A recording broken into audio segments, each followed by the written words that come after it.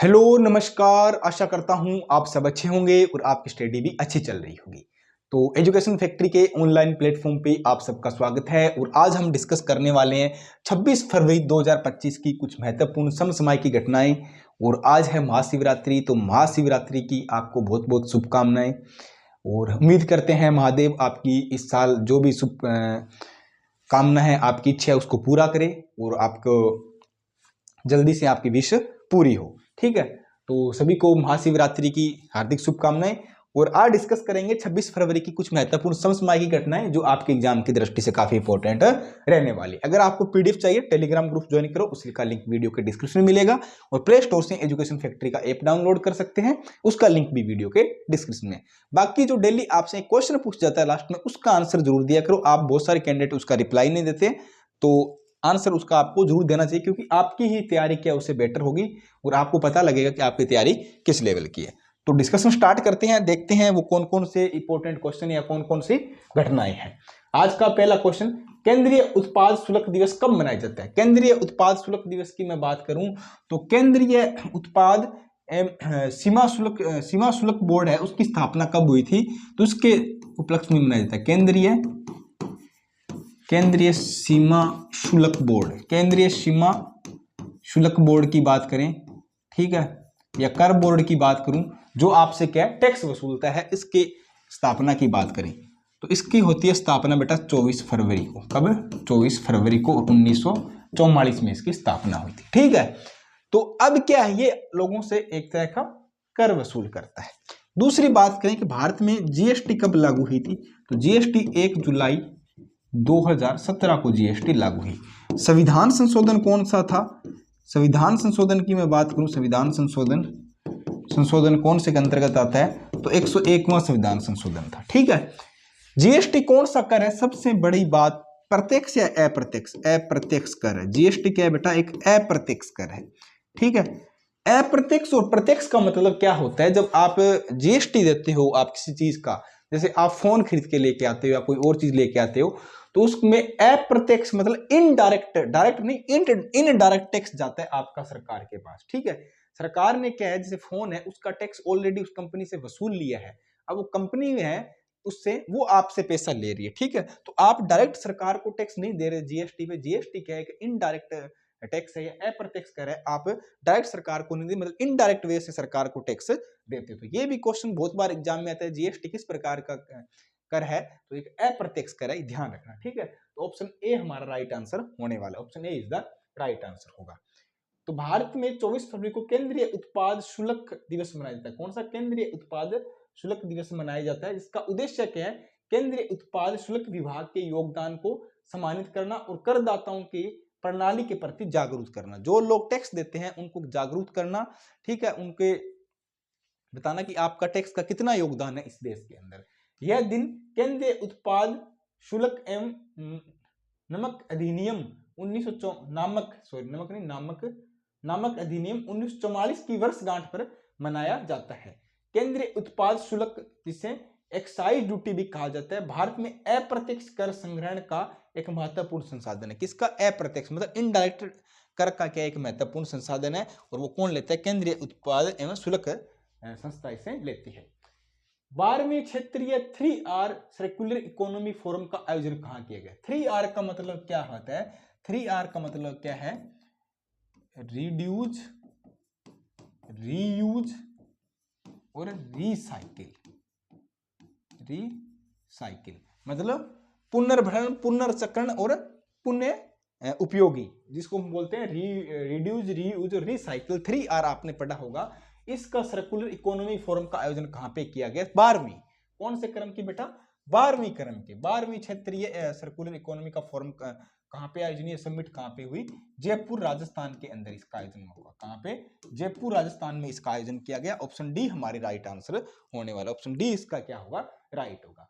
तो भारत में 3 से 5 मार्च 2025 को जयपुर के 12वें क्षेत्रीय 3R मतलब रिड्यूज, रीयूज, रिसाइकिल और सर्कुलर इकोनॉमी फोरम की मेजबानी करेगा। यह आयोजन एशिया प्रशांत क्षेत्र में SDG सतत विकास लक्ष्य, मतलब एशिया प्रशांत क्षेत्र का होने वाला सतत विकास लक्ष्य, जिसको हम बोलते हैं SDG, और कार्बन न्यूट्रलिक प्राप्त करने के उद्देश्य से किया जाएगा। मतलब क्या है, कार्बन न्यूट्रलिटी का मतलब क्या है,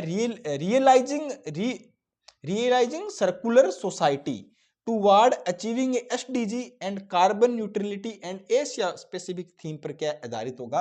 मतलब मेन इसका फोकस क्या होगा, जो रॉ मटेरियल, जो अपशिष्ट मटेरियल है जो धरती पे फैला जा रहा है, इस पर्यावरण को प्रदूषित करता है, प्लास्टिक है, गार्बेज है, जितना भी है, उसको किस तरह रीयूज करके दोबारा उसको काम में लिया जा सकते हैं। ठीक है, इसलिए ये एसडीजी सतत विकास लक्ष्य आधारित क्या है, कार्बन न्यूट्रलिटी प्राप्त करने के लिए इस समिट का आयोजन किया जाएगा। कहाँ पे? जयपुर राजस्थान में। 12वें क्रम का 3R आपको याद रखना है। कर्मचारी राज्य बीमा निगम ईएसआई की स्थापना कब हुई थी? ठीक है, ईएसआईसी कर्मचारी राज्य बीमा निगम की बात करूं, जो कर्मचारी चाहे सेंट्रल सरकार के हैं या स्टेट सरकार के या बड़ी कंपनी या फैक्ट्रियों में काम करते हैं, वो क्या अपनी कुछ तनख्वाह क्या कुछ ईएसआई कटाते हैं। ठीक है, ईएसआई बीमा और पेंशन वगैरह ये सब कटवाते हैं। तो उसका एक संस्था बनी हुई है कर्मचारी राज्य बीमा निगम। इसकी स्थापना कब हुई? तो इसकी स्थापना कब हुई थी? 1952 में। कब हुई? 1952। ऑप्शन ए हमारा राइट आंसर होने वाला। अब ये चर्चा में क्यों आए, इसका मेन कारण क्या है? तो डॉक्टर मनसुख मांडविया ने कर्मचारी राज्य बीमा निगम ईएसआई की स्थापना दिवस पर 2 दिवसीय क्षेत्र संवाद शुभारंभ किया। इसका आयोजन अंतरराष्ट्रीय श्रम संगठन, कौन सा? International labour organisation, international labour organisation, अंतरराष्ट्रीय श्रम संगठन के जो महानिदेशक थे वो भी क्या इस कार्यक्रम में वक्ता के रूप में क्या उपस्थित रहे थे। तो आपसे पूछा जाए इंटरनेशनल लेबर ऑर्गेनाइजेशन ILO का मुख्यालय कहाँ पे है? तो जिनेवा स्विट्जरलैंड में क्या इसका मुख्यालय? कहाँ? जिनेवा स्विट्जरलैंड में इसका मुख्यालय, ये आपको याद रखना है। ठीक है, जिनेवा स्विट्जरलैंड में क्या इसका मुख्यालय, काफी इंपॉर्टेंट क्वेश्चन है। ठीक है, तो ESI की स्थापना कब हुई थी? 1952 के अंदर इसकी स्थापना हुई। हाल ही में जर्मनी के अगले चांसलर का चुनाव किसने जीता है? जिस तरह हमारे देश में क्या होता है कि मेन प्रधानमंत्री हमारे देश की, उसी तरह जर्मनी में क्या होता है? चांसलर होता है। तो जर्मनी के चांसलर अभी कौन बने? काफी इंपॉर्टेंट पोस्ट है। ठीक है, जर्मनी के चांसलर कौन बने? मैं चांसलर की बात करूं तो जर्मनी के नए चांसलर अभी कौन बने हैं? फेडरिक मर्ज। कौन बने बेटा? फेडरिक मर्ज क्या जर्मनी के नए चांसलर बने हैं। ठीक है, जर्मनी के क्या नए चांसलर बने? फेडरिक मर्ज क्या जर्मनी के नए चांसलर। और जर्मनी की आपसे राजधानी पूछे, राजधानी या कैपिटल की बात करूं तो जर्मनी की राजधानी क्या है? बर्लिन है। जर्मनी की राजधानी क्या है? बर्लिन है। यूरोपियन कंट्री है जर्मनी, एक बहुत ही अच्छा, बहुत ही सुंदर और बहुत ही शिक्षित और बहुत ज्यादा टेक्नोलॉजी वाला देश है। कभी मौका मिले जर्मनी जरूर जाना। तो ऑप्शन ए हमारा क्या राइट आंसर होने वाला? Option A is the right answer. Germany के आम चुनावों में रविवार को क्या जर्मन विपक्ष नेता फ्रेडरिक जर्मन की कंजर्वेटिव पार्टी ने जीत दर्ज की। इनकी पार्टी कौन सी है? कंजर्वेटिव पार्टी, और उनकी जीत हो गई और जर्मनी के ये क्या है? चांसलर बनने जा रहे हैं। और उन्होंने हराया किसको? डेमोक्रेटिक पार्टी को हराया। किसको? ये कंजर्वेटिव पार्टी से क्या है, ये संबंध रखते हैं। हराया किसको है? डेमोक्रेटिक पार्टी को इन्होंने हराया है। फर्स्ट COP कहां पे हुआ? कोप कहां पे हुआ?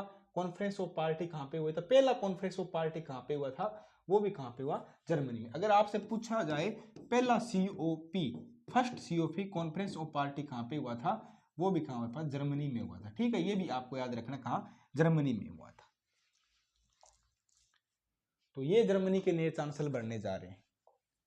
अभी हाल ही में आई एक रिपोर्ट के अनुसार 2024 में किस देश की कंपनियों द्वारा प्रारंभिक सार्वजनिक पेशकश IPO के माध्यम से अधिक धन जुटाया है? तो आपने सुना होगा ना, जो बड़ी बड़ी कंपनियां हैं, जो इंटरनेशनल कंपनियां, वो क्या IPO लॉन्च करती है, मतलब शेयर मार्केट के अंदर के अपने शेयर वैल्यू बढ़ाने के लिए, उनको कुछ अपने शेयर बेचने के लिए IPO निकाल लेके आती है। और आपने सुनो जैसे जोमेटो का IPO आता है, कभी कोका कोला का IPO आता है, कभी रिलायंस का आता है, टाटा का आता है, बहुत सारी कंपनियों का IPO। जो लोग शेयर मार्केटिंग करते हैं, म्यूचुअल फंड में पैसा इन्वेस्ट करते हैं, उनको पता है IPO आता रहता है टाइम टू टाइम कंपनियों का। तो विश्व के अंदर सबसे ज्यादा IPO को बेचने वाली है, IPO से धन जुटाने वाली या पैसे कमाने वाली कंपनियां कौन से देश के अंदर? सबसे ज्यादा IPO कौन से देश में बिका है विश्व भर में 2024 के अंदर? तो भारत के अंदर। कहां पे?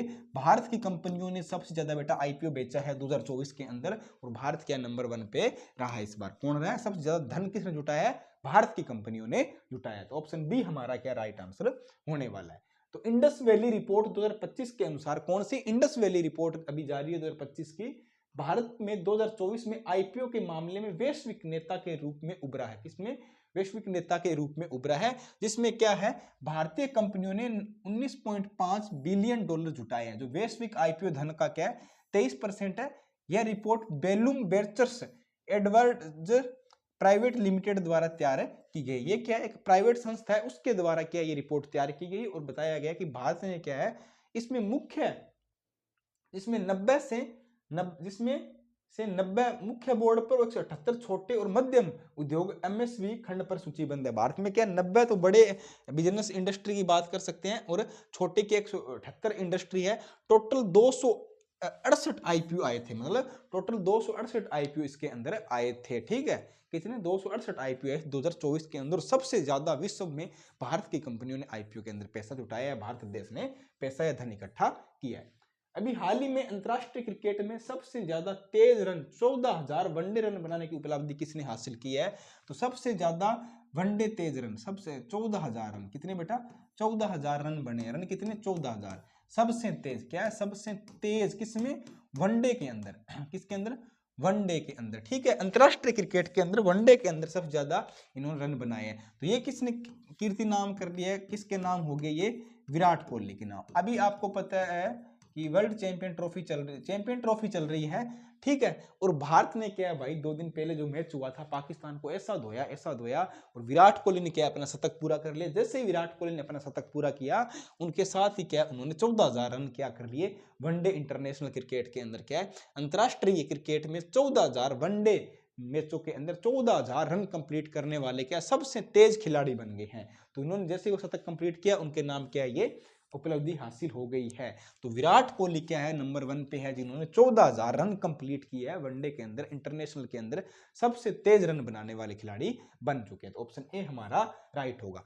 विराट कोहली भाई साहब सब कुछ कर रहे हैं, ठीक है, मैच जिता रहे हैं, शतक मार रहे हैं, पाकिस्तान को धो रहे हैं, पीट पटक के मार रहे हैं, ठीक, उड़ा के मार रहे हैं। ठीक है, बट पता नहीं RCB को IPL कब जिताएंगे, ये समझ में नहीं आ रहा।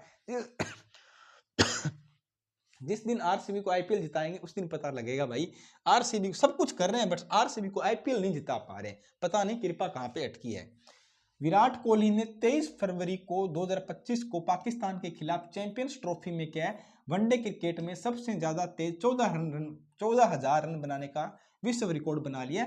यह उपलब्धि इन्होंने मात्र कितने 287 मैच खेल के क्या उपलब्धि हासिल कर ली, कितने 287 पारियां खेल के उन्होंने ये हासिल कर ली। जबकि सचिन तेंदुलकर ने कितने मैच खेले थे, 350 पारियों में कंप्लीट किए थे। सचिन तेंदुलकर ने भी कर रखा है, पर सचिन तेंदुलकर ने क्या मैच ज्यादा खेले, 350 मैच खेले, 350 पारियां खेली, और इन्होंने क्या है कितने 287 पारियों में क्या है इन्होंने ये कंप्लीट कर लिया, 14,000 रन बनाने वाले खिलाड़ी बन गए। युगांडा इंटरनेशनल चैलेंज 2025 में बैडमिंटन चैंपियंस का पुरुष एकल का खिताब किसने जीता है। तो युगांडा इंटरनेशनल चैलेंज अभी क्या है 2025 बैडमिंटन चैंपियनशिप का आयोजन हुआ, उसमें पुरुष एकल का खिताब किसने जीता है, तो भारतीय मनराज सिंह ने जीता है। किसने, भारतीय मनराज सिंह ने क्या पुरुष एकल का खिताब जीत चुका है। कहां पे, युगांडा इंटरनेशनल चैलेंज 2025 पुरुष एकल चैंपियनशिप का खिताब किसने जीता है, भारतीय मनराज सिंह ने जीता है। ऑप्शन ए हमारा राइट होगा। तो भारतीय बैडमिंटन खिलाड़ी ने Uganda international challenge 2025 badminton championship में 3 खिताब जीतकर भारत का प्रदर्शन किया है। यह चैंपियनशिप 19 से 23 फरवरी 2025 तक युगांडा की राजधानी कहां, कंपाला के अंदर आयोजित हुई। युगांडा की राजधानी कौन सी है, कंपाला में इसका आयोजन किया गया था। और भारतीय पुरुष ने एकल के अंदर, मिश्रित मतलब के अंदर और एकल युगल में खिताब भी जीते हैं। मतलब भारतीय पुरुष ने इन्होंने सभी श्रेणियों में खिताब जीते हैं, एकल और मिश्रित दोनों श्रेणियों में खिताब भारतीय मेंस कैंडिडेट ही इसमें जीते। और कहां पे, युगांडा के अंदर का है, बैडमिंटन खिलाड़ियों की चैंपियनशिप थी और किसने जीता, भारत के खिलाड़ियों ने, मनराज सिंह ने क्या एकल पुरुष का खिताब जीता है। काफी इंपॉर्टेंट क्वेश्चन है, PM नरेंद्र मोदी को किस देश के राष्ट्रीय दिवस समारोह में बतौर मुख्य अतिथि के रूप में बुलाया गया है। तो बेटा मॉरिशस का क्या है राष्ट्रीय, जिस तरह हमारा राष्ट्रीय दिवस समारोह होता है ना, उसी तरह क्या मॉरिशस का क्या है राष्ट्रीय दिवस समारोह आ रहा है, राष्ट्रीय दिवस समारोह आ रहा है। कब आ रहा है ये 12 मार्च को है। कब है, 12 मार्च को इनका राष्ट्रीय दिवस समारोह आ रहा है। और अब की बार मुख्य अतिथि के रूप में कौन जा रहे हैं, मुख्य अतिथि भारत के प्रधानमंत्री नरेंद्र मोदी जा रहे हैं। क्या है, मोदी जी जा रहे हैं, PM जा रहे हैं हमारे देश के मोदी जी, ठीक है, नरेंद्र मोदी जी क्या है यहाँ पे जा रहे हैं 2025 के लिए। अगर आपसे पूछे कि 2024 में मुख्य अतिथि कौन था, तो भारत के क्या है, भारत के राष्ट्रपति द्रौपदी मुर्मू जी क्या है यहाँ पे 2024 में क्या है यहाँ पे क्या है, भारत के राष्ट्रपति गए थे, ठीक है, भारत के राष्ट्रपति के मुख्य अतिथि गए थे 2024 के अंदर। अब की बार 25 में प्रधानमंत्री मोदी जी जा रहे हैं। और आपसे पूछे कि मॉरिशस की राजधानी क्या है, तो पोर्ट लुइस। क्या है, पोर्ट लुइस क्या है बेटा, मॉरिशस की राजधानी, याद रखना, पोर्ट लुइस क्या है, मॉरिशस की राजधानी है, ठीक है। ऑप्शन क्या होगा, ऑप्शन बी हमारा राइट आंसर होने वाला, option B is the right answer होगा। तो प्रधानमंत्री नरेंद्र मोदी को 22 मार्च 2025 में उनके 57वें राष्ट्रीय दिवस पे, कौन से क्रम का 57वां राष्ट्रीय दिवस आ रहा है 22 मार्च को, उस दिन क्या उनको मुख्य अतिथि के रूप में इनवाइट किया गया। और मॉरिशस के प्रधानमंत्री कौन है, नवीन राम गुलाम जी। कौन है, मॉरिशस के प्रधानमंत्री पूछे आपसे कौन है, तो वो कौन है, नवीन राम गुलाम जी के हैं, मॉरिशस के प्रधानमंत्री है। उन्होंने मोदी जी को निमंत्रण दिया है और भारत सरकार ने इसको एक्सेप्ट कर लिया और 12 मार्च को इनका राष्ट्रीय दिवस के मुख्य अतिथि के रूप में भारत के प्रधानमंत्री वहां पे पहुंचने वाले हैं, ठीक है। हाल ही में चाय की विरासत का जश्न मनाने वाला झूमर नृत्य का कार्यक्रम कहाँ हुआ, काफी इंपॉर्टेंट क्वेश्चन है एग्जाम की दृष्टि से, एग्जाम में कहीं ना कहीं जरूर देखने मिलेगा, स्टार लगा सकते हो। कौन सा नृत्य, झूमर नृत्य। कौन सा बेटा, झूमर नृत्य कहाँ पे किया गया और ये कौन सा त्योहार है, तो नृत्य कहाँ पे, वो असम में, क्योंकि भारत के प्रधानमंत्री खुद मोदी जी यहाँ पे पहुंचे थे और गुवाहाटी में के स्टेडियम में आयोजित हुआ। कहाँ पे, कहाँ पे, गुवाहाटी में, कहाँ, गुवाहाटी में क्या इसका आयोजन हुआ था, भारत के प्रधानमंत्री खुद इसका इनॉग्रेशन किया है, इसका उद्घाटन किया है। झूमर नृत्य ये किससे है, चाय की विरासत या चाय की खेती, चाय की विरासत, चाय की विरासत मतलब जो लोग चाय का काम कर रहे हैं सदियों से, 200 सालों से, वो लोग क्या इस नृत्य को सेलिब्रेशन करते थे। कौन सा नृत्य, झूमर नृत्य, इस करके काफी फेमस हो गया क्योंकि प्रधानमंत्री खुद वहां पे पहुंचे इसके उद्घाटन के लिए। और कहाँ पे, केरल में, सॉरी असम में इसका आयोजन किया जा रहा है। कहाँ पे, असम में, या असम स्टेट का क्या झूमर नृत्य या झूमर कार्यक्रम है, ठीक है। तो ऑप्शन क्या होगा, बी हमारा राइट आंसर होने वाला है। तो इंदिरा गांधी एथलेटिक्स स्टेडियम में आयोजन इस कार्यक्रम को असम के चाय उद्योग के 200 साल पूरे होने पे, कितने, चाय उद्योग के क्या है 200 साल पूरे होने पे क्या है, जो चाय का काम करने वाली जो समुदाय है, जो जनजाति है, जो चाय का काम करती है, उस जनजाति का ये विरासत का जश्न है। क्या वो लोग क्या उनकी पीढ़ियां हुई, उनको वो विरासत से क्या जन्म जन्म से क्या ये काम करते आ रहे हैं चाय के प्रति, तो उन लोगों ने क्या इसका सेलिब्रेशन किया। असम सरकार का आयोजन था, लगभग 60 देशों के मिशन प्रमुख ने भी में क्या 60 देशों के जो प्रमुख लोग थे या अपन बात करें उन्होंने भी क्या इसमें कार्यक्रम में भाग ली थी। भारत की तरफ से क्या नरेंद्र मोदी जी यहाँ मौजूद रहे थे। और असम के मुख्यमंत्री कौन है, हिमंत बिस्वा शर्मा। क्या हिमंत बिस्वा शर्मा के असम के मुख्यमंत्री, ये भी आपको याद रखना है। हाल ही में टाइम्स वैश्विक विश्वविद्यालय, कौन सा, विश्वविद्यालय प्रतिस्पर्धा रैंकिंग 2025 में शीर्ष स्थान पे कौन रहा है, कौन बेटा, विश्वविद्यालय, कौन है, विश्वविद्यालय, याद रखना।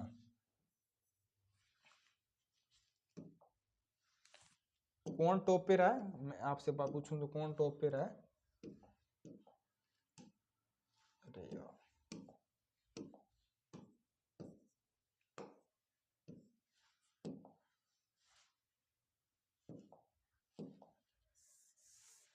कौन, विश्वविद्यालय लिखा है, ठीक है, विश्वविद्यालय यूनिवर्सिटी लिखा हुआ है, ठीक है, क्या लिखा है ये, यूनिवर्सिटी लिखा है। तो हाल ही में टाइम्स वैश्विक विश्वविद्यालय प्रतिष्ठा रैंकिंग के अंदर 2025 के अंदर टॉप कौन रहा है, टॉप कौन रहा है, तो मैं फर्स्ट नंबर की बात करूं तो फर्स्ट नंबर इस पे कौन है, हार्वर्ड यूनिवर्सिटी। कौन है बेटा, फर्स्ट नंबर पे क्या है, हार्वर्ड यूनिवर्सिटी।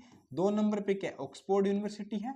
3 नंबर पे क्या है, मैनचेस्टर यूनिवर्सिटी। 3rd नंबर क्या है, मैनचेस्टर। क्या भारत की तरफ से भी कोई इसके अंदर है, बिल्कुल है, भारत की तरफ से क्या, आईआईटी दिल्ली है, आईआईटी दिल्ली है, आईआईटी मद्रास है, आईआईटी मद्रास है, आईएएस बेंगलोर है, आईएएस बेंगलोर है, बेंगलोर है। एक भारत की तरफ से क्या, भारत की 4 है इसके अंदर, भारत की 4 है। एक क्या है, शिक्षा अनुसंधान केंद्र भुवनेश्वर, शिक्षा अनुसंधान केंद्र भुवनेश्वर, शिक्षा अनुसंधान केंद्र भुवनेश्वर। इनकी रैंकिंग क्या है, इनकी रैंकिंग की बात करूं तो 201 से लेके 300 के बीच में है, क्योंकि स्टार्टिंग में रैंकिंग होता है, फिर क्या आता है, रैंकिंग नहीं आती, सीधे आता है। तो इनका क्रम जैसे मान लो इस तरह आता है 50 से 100, 100 से 200, 200 से 201 से 300 इस तरह आता है। तो भारत की इनके 4 यूनिवर्सिटियों को शामिल किया गया है। और भारत की तरफ से कौन कौन है? IIT Delhi, IIT Madras, IIT Bengaluru और शिक्षा अनुसंधान केंद्र भुवनेश्वर, इन 4 को इसमें शामिल किया गया है। और इनकी रैंकिंग क्या? 201 से 300 के बीच में रैंकिंग है। और विश्व की पहली यूनिवर्सिटी कौन है? हार्वर्ड यूनिवर्सिटी, सेकंड ऑक्सफोर्ड, तीसरी क्या है? मैसाचुसेट्स यूनिवर्सिटी इस रैंकिंग के अंदर रही है। तो हार्वर्ड विश्वविद्यालय लगातार 14 वर्षों से क्या है? विश्व प्रतिष्ठित रैंकिंग 2025 में प्रथम स्थान किया। लगातार 14 सालों से पहले नंबर पे कौन ही आ रहा है? हार्वर्ड यूनिवर्सिटी ही आ रही है। कौन है? हार्वर्ड यूनिवर्सिटी आ रही है। कौन है बेटा साहब? हार्वर्ड यूनिवर्सिटी आ रही है। लगातार 14 सालों से क्या है? प्रथम स्थान पर है। ऑक्सफोर्ड विश्वविद्यालय मैसाचुसेट्स इंस्टीट्यूट ऑफ टेक्नोलॉजी के साथ संयुक्त रूप से दूसरे स्थान पर पहुंचा है, जिससे यह 2015 के बाद के ब्रिटेन का सर्वोच्च रैंकिंग वाला संस्थान बन गया है। ठीक है, ये दोनों क्या दूसरे नंबर पे रही है? क्या ये दोनों क्या है? दूसरे नंबर पे रही है। ठीक है, ये दोनों क्या क्रम से क्या है? दूसरे नंबर पे। इन दोनों का नंबर क्या है? संयुक्त रूप से क्या है? ये दोनों क्या है? सेकंड नंबर पे। दूसरा, इन दोनों का क्या संयुक्त रूप से क्या है? सेकंड नंबर रहा है। क्या ये दोनों क्या संयुक्त रूप से सेकंड? और हार्वर्ड यूनिवर्सिटी क्या फर्स्ट नंबर पे? ऑक्सफोर्ड यूनिवर्सिटी और मैसाचुसेट्स यूनिवर्सिटी ये दोनों क्या संयुक्त रूप से सेकंड नंबर पे रही है। अभी हाल ही में यूके की मानद, मदद नहीं, क्या है? मानद है। कौन सी बेटा? मानद है। क्या है? मानद। कौन सी उपाधि है? उपाधि की बात करें तो कौन है? मानद।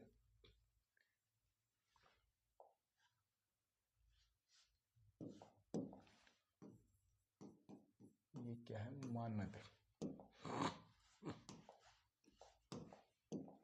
हाल ही में यूके की मानद नाइटहुड उपाधि से किसे सम्मानित किया गया? ठीक है, तो हाल ही में यूके की क्या मानद नाइटहुड उपाधि दी गई है? तो किसे दिया गया? सुनील मित्तल को। किसको बेटा? ये क्या भारतीय है, सुनील मित्तल को दिया गया। जो हमारी एयरटेल कंपनी है ना, भारतीय एंटरप्राइज, जिसको पहले उसका नाम क्या था? भारतीय एंटरप्राइज थी। या जो एयरटेल कंपनी के जो मालिक है, संस्थापक है, सुनील मित्तल जी को क्या है? मानद नाइटहुड उपाधि दी गई। किसकी? यूके की। ठीक है, किसने दी है? चार्ल्स थर्ड ने दी। किसने बेटा? वहां के जो राजा है चार्ल्स थर्ड, उन्होंने इनको ये उपाधि दी है। ठीक है, ये पहले भारतीय है। मतलब किस तरह के पहले भारतीय? चार्ल्स थर्ड से ये उपाधि लेने वाले।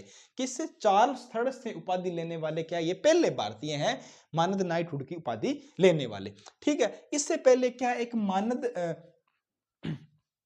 यूके मानद नागरिक पुरस्कार भी दिया गया था। ठीक है, या यूके मानद नागरिक पुरस्कार या उसकी उपाधि दी गई थी। तो वो किसको दी गई थी?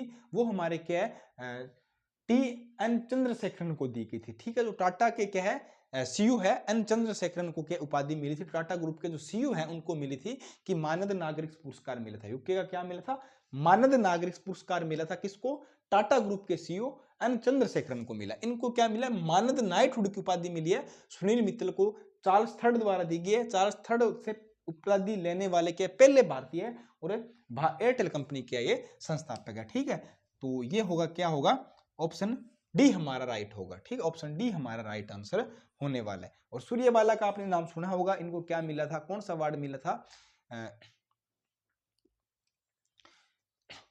अब की बार किस इनको जो उपन्यास था कौन देश का वासी के लिए, इनको कौन सा अवार्ड मिला था? वो आप कमेंट करके बताओगा। कौन सी उपन्यास के लिए इन्होंने का उपन्यास का नाम मैं आपको बता देता हूं, कौन देश का वासी। ठीक है, तो उसके किसके लिए, कौन देश का वासी के लिए इनको एक अवार्ड मिला था? बहुत फेमस अवार्ड, एग्जाम में क्वेश्चन भी काफी बार आया, तो वो उसका आप कमेंट करना। तो ऑप्शन डी हमारा राइट आंसर होने वाला है। तो भारतीय एंटरप्राइज के, या भारतीय एंटरप्राइज की बात करें, भारतीय एंटरप्राइज या एयरटेल के संस्थापक है कौन? सुनील भारती मित्तल को यूनाइटेड किंगडम का क्या प्रतिष्ठित मानद नाइटहुड अवार्ड से क्या शनिवार को दिल्ली ब्रिटिश उच्चायोग ने उन्होंने के एक समारोह के दौरान क्या है सम्मान दिया है। ठीक है, तो नाम क्या है? सुनील मित्तल। किसके संस्थापक है? भारतीय एंटरप्राइज या एयरटेल जिसका भी नाम है उसके क्या ये संस्थापक है। इनको क्या है यूके की मानद नाइटहुड उपाधि सम्मानित किया गया। किस लिए किया गया? इन्होंने भारत और यूके के बीच में, भारत और ब्रिटेन के अंदर बिजनेस को, व्यापार को बढ़ावा देने के लिए काफी इनका योगदान रहा है। मतलब भारत और यूके के बीच में व्यापार बिजनेस बढ़ाने के लिए काफी इनका योगदान रहा है, इसलिए क्या इनको ये उपलब्धि दी गई है। तो ये हमारे आज के MCQ थे। अब हम देखेंगे प्रीवियस ईयर को रिवाइज करते हुए वन लाइनर। स्वामी दयानंद सरस्वती का जन्म कब हुआ, कहाँ पे हुआ था? तो गुजरात में, टंकारा गुजरात में स्वामी दयानंद सरस्वती का जन्म हुआ था। पश्चिमी क्षेत्र प्रसिद्ध परिषद की अभी हाल में कौन सी बैठक का आयोजित किया गया? तो पश्चिमी क्षेत्रों की परिषद की बैठक की मैं बात करूं तो कौन सी 27वें क्रम की थी। अस्कोट या आराकोट अभियान 2024 की थीम क्या थी? स्रोत से संगम। या अस्कोट या आराकोट अभियान की जो चला था इसकी थीम क्या थी? स्रोत से संगम। हैदराबाद में आयोजित अंतरराष्ट्रीय कला प्रदर्शनी का आयोजन कब किया गया? 23 फरवरी 2025 को क्या इसका आयोजन किया गया। भारत का पहला वन्य जीव बायो बैंक किस उद्यान में खोला गया है? तो पद्मा नायडू हिमालय प्राणी उद्यान पश्चिम बंगाल में क्या ये खोला गया। भारत का क्या पहला बायो बैंक, क्या बायो बैंक कहाँ पे? पश्चिम बंगाल में खोला गया। कहाँ पे? पद्मजा नायडू हिमालयन प्रणाली प्राणी उद्यान के अंदर। मध्य प्रदेश वन विभाग द्वारा 2025 में गिद्ध गणना में कितने चरणों में की गई? तो मध्य प्रदेश से अभी क्या भारत में गिद्ध गणना हुई तो मध्य प्रदेश में क्या सबसे ज्यादा गिद्ध पाए गए? और ये जनगणना कितने चरणों में हुई थी? 2 चरणों में। कितने? 2 चरणों में की गई थी। बंगाल की खाड़ी कार्यक्रम अंतर सरकारी संगठन का मुख्यालय कहाँ पे है? तो बंगाल की खाड़ी कार्यक्रम अंतर सरकारी संगठन का मुख्यालय कहाँ पे है? चेन्नई के अंदर। कहाँ पे? चेन्नई के अंदर। राष्ट्रीय सुरक्षा परिषद NSCI की स्थापना भारत सरकार ने किस मंत्रालय के तहत की है? तो श्रम मंत्रालय के तहत क्या इसकी स्थापना की गई है।